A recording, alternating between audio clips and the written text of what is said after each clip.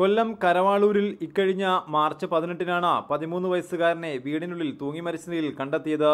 രക്ഷിതാക്കൾ വീട്ടിലില്ലാത്ത സമയത്താണ് കുട്ടിയുടെ മരണം. മൃതദേഹത്തിൽ ഉണ്ടായിരുന്ന പാടുകൾ മരണത്തിലെ ദുരൂഹത വർദ്ധിപ്പിച്ചിരുന്നു.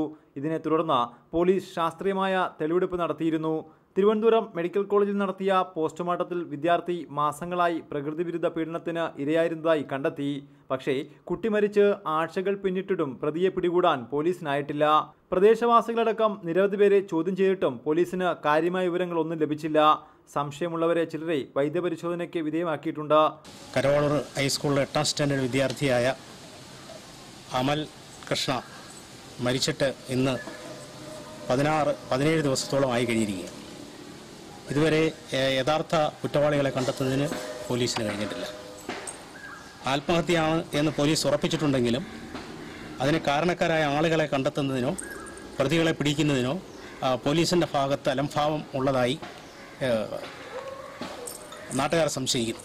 അന്വേഷണത്തിൽ യാതൊരു പുരോഗതിയും ഇല്ലെന്നാണ് ബന്ധുക്കളുടെയും നാട്ടുകാരുടെയും ആക്ഷേപം.